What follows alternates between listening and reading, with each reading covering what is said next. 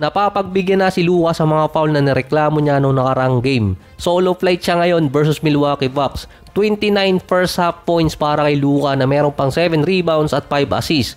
Naka 6 out of 8 na rin siya sa free throw area. Samantalang si Giannis naman nalimitahan sa 6 points, 5 rebounds at 6 assists. Lamang ang Milwaukee Bucks 71-63 after ng first half. Nung maka 3-point shot din si Luka, nakipagtrastokan pa siya dito kay Thanasis. Sinabi atang maglaro na siya para makapag-showdown kay Bronny. Hindi na rin makapaniwala yung mga player ng Lakers sa ginagawang play ni Luka. Bukod dun siguro sa imposibleng step back di umano ni Luka sa may corner na one-legged shot pa, merong isang play pa doon na ang layo ng nilakbay ni Luka. Ginamitan niya ng kakaibang step back. Nakita ko lang sa comment section na tinawag ng mga fans yun na traveling, pero hindi yung akala nila illegal pwede kasing gawin sa NBA. Yung layup nga dati ni Luka na halos nasa 3-point area na siya Kung napa-atras pa siya ng konti doon, baka makakounted yun na 3 points. Yung ginawa kasi ni Luka na step back, kung sa FIBA niya siguro ginawa yun, baka matawagan ng traveling. Ang layo ng inatras ni Luka, mula dun sa may free throw area, nag-step back siya at tumira na lagpas na sa 3-point area. May rule kasi ang NBA regarding dun. Nung umatras si Luka nun, pinatalbog niya muna ang bola na between the leg na habang umaatras din siya nun. Saka pa lang niya nakuha yung gather step na pwede siyang humakbang ng 2 beses. So nasa number 10 ng rulebook ng NBA yun, kaya hindi siya traveling sa NBA. Kung sa ibang liga, malamang matawagan siya dun.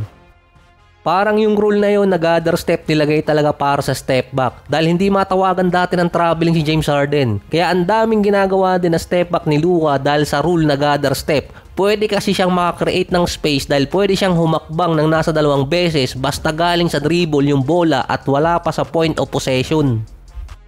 Sa third quarter naman, biglang tinambakan ng Milwaukee Bucks yung Lakers. Nasa 102-82 papasok ng fourth quarter, 31-19 run nun ang Bucks. Nasa 38 points at 11 rebounds na si Luka. Si Giannis biglang nabuhayan, nasa 12 points on third na may total siyang 18 points, 9 rebounds at 7 assists. Kasama din niya si Kevin Porter Jr. na merong 7 points sa third at may total na siyang 22 points at 5 3-point shot.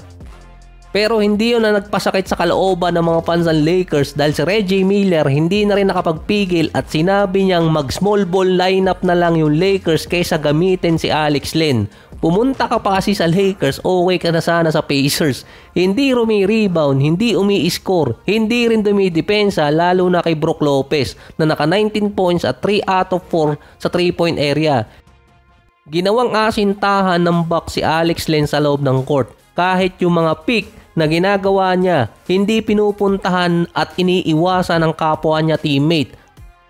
Parang sumikip lang sa loob ng court kapag andun si Alex Len, kumpara kapag small ball ang ginagamit ng LA at minsan ginagamit pa nilang sentro dati si Hachimura kaso wala nga sa game. Sa first 4 minutes na nilagay si Alex Len sa third quarter, dun lumaki ang lamang ng Bucks. 6 points para kay Lopez, 8 points para kay Giannis, 14 points agad ang nilamang noon na Milwaukee. 3 sunod na talo na ang Lakers na walang LeBron. Exceptional game pa kay Luka, kaso sabi nga ni LeBron, maranasan muna ni Luka kung anong meron sa Lakers. Kung kailan pa napapagbigyan sa free throw si Luka, dun pa walang umi-score sa teammate niya. 5 sa Bucks ang naka-double digit. 4 pa doon ang meron 20 or more points. Sa Lakers naman 3. Pero si Luka nasa 45 points at 11 rebounds. Si Austin Reeves naman 28 points. Ang susunod na sa kanila naka-double digit si Dalton na meron naman 10 points. Baka dito naman makasulot yung Lakers dahil ang sunod nila mga kalaban Denver Nuggets. Back to back game kasi sila nun. So parehas silang galing sa talo.